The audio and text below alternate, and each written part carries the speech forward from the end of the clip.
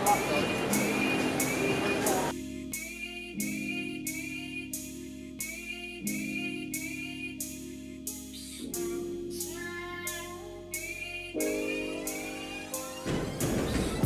name is Babar, and I am a Pashmina artist, activist, and a shepherd from Himalayas. I'm the founder of the Pashmina Goat Project, and I work for the rights and the advocacy for the shepherds, weavers, and craftsmen and women in Himalayas.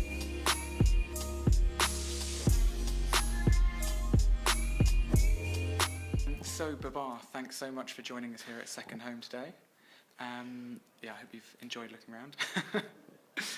So, first off, can you tell us your story, a bit about yourself, and how you've got to starting your business? First of all, I would like to thank you for giving me an opportunity to come here and share my story. Um, my name is Babar Afzal, and I come from the higher Himalayas of India. Uh, my short story is that a few years back, I quit my corporate career and chose to become a shepherd. Now, the only reason why I chose to become a shepherd was that I read a news uh, which was that 25,000 Pashmina goats had died because of starvation in Himalayas. Now, these are the same goats which produce the finest and the purest Pashmina. Um, and these goats are the original stakeholders of the Pashmina and luxury industry of the world. And then there is a special community of shepherds called Changpas, and these are the people who hold the ancient heritage, culture, and religion of Himalayas. There are a lot of issues that this community is facing in that terrain, and majority of the stress that this community has is because of the erratic climate cycles which are disturbing and forcing them to migrate.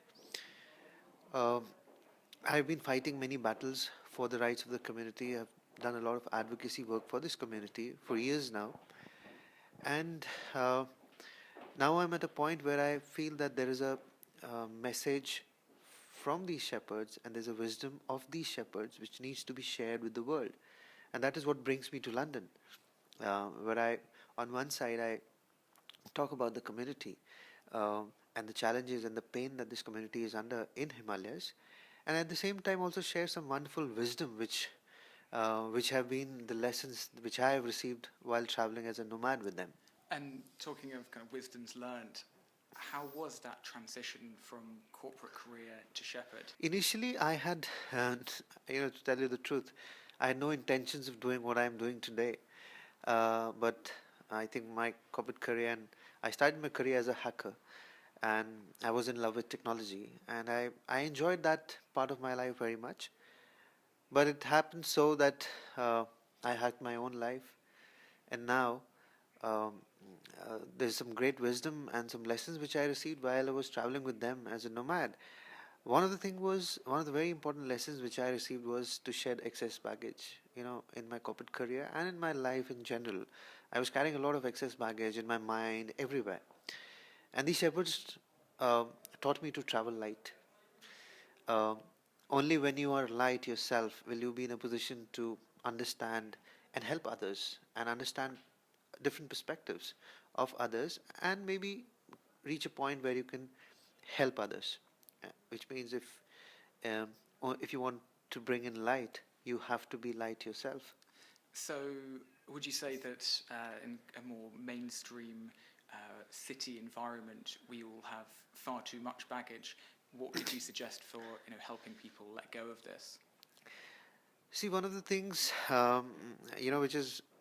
which is also very interesting is that when we stick around, when we stick around in cities, when the weather changes, or when it becomes too cold, we switch on the heaters. When it becomes hot, we switch on the air conditioners.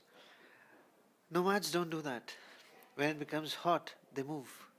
They don't stick around, because when we stick around, we accumulate. And that is when we really start destroying the place, the space, everything. I think moving on, I think we were all meant to be nomads. And I think we've forgotten that. I've got to ask, what are some of the real hardships that you undergo living this nomadic lifestyle? See, I'm also like anyone who's living a life in London. and that was my background. Um, when I chose to become a shepherd, initially I thought, life would be easy, but there have been many challenges at many levels. First of all, it's a different and a very tough terrain. These goats survive in a terrain which is about 15,000 feet above sea level and a temperature which is lower than minus 30-degree temperature. They even falls lower than that. Now, this community is physically acclimatized to be in that terrain without oxygen. People like you and me cannot be there or sustain themselves without oxygen. One of the first things that happens there when you reach that altitude is hallucination. Uh, I've I've literally died many times. There were attacks of snow leopards. The bears would attack. The terrain is very hostile, and then there are issues with the food that you eat and what you travel, and definitely it's very cold. So there are many challenges at that level. But then, uh, I've had a tough life, but I'm very happy because it opens your mind to a different level altogether. The experience is such that you take life in a different way. My arrogance in my past life has been addressed very beautifully in this, and I'm humbled with a lot of things which I've learnt.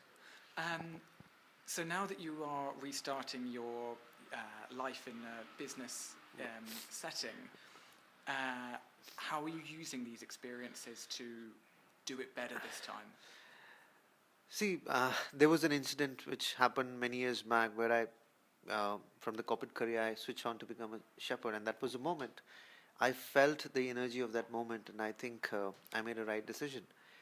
Now, fighting for the rights of this community and understanding the pain that the community is under and the challenges that they face, uh, I am just heading towards another moment in my life, and I can see that coming.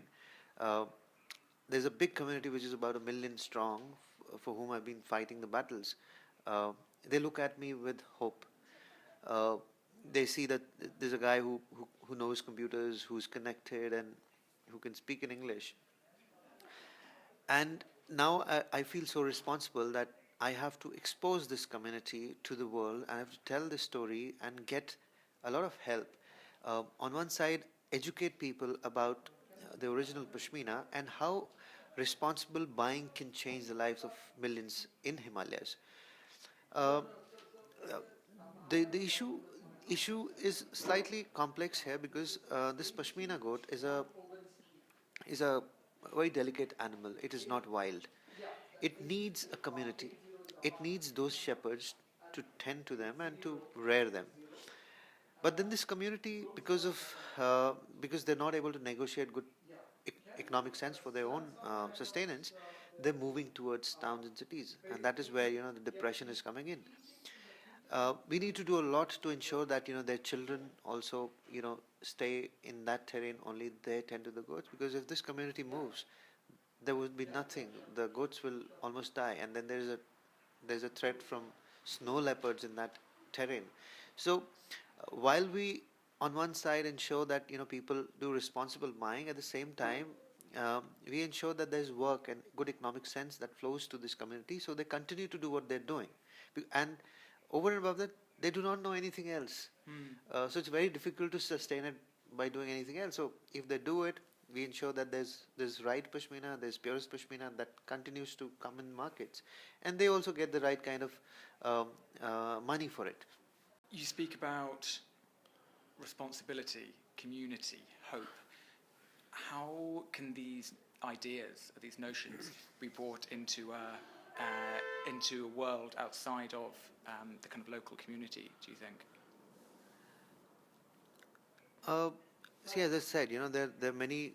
I think there is a wisdom. There is some strange wisdom these shepherds have, and this wisdom makes a lot of sense. And I think is also a solution to a lot of problems of the 21st century. Um, like as I said, when we do well, when we do well in our lives, um, uh, we become arrogant. We become biased to our own ideas. Um, that is where we start taking more risks in business or anything else, even in relationships. Um, and when we when we reach a point where we become biased and we take more risks, we expose ourselves. The exposure goes high, and that is when the real downfall begins. This is something that we learn from the shepherds. When we learn from the shepherds, that the shepherd knows when to exit the pasture. Exiting the pasture is like, uh, you know, to know exactly when to exit the party. The party cannot go on forever. A shepherd knows no matter how green a pasture is, it will not stay for forever. So one needs to keep moving. And I think that is hope, as you said, and that is what life is all about. On that note, maybe we should exit. Thank you so much, Babar. That was really cool. My pleasure. My Cheers. pleasure. Cheers.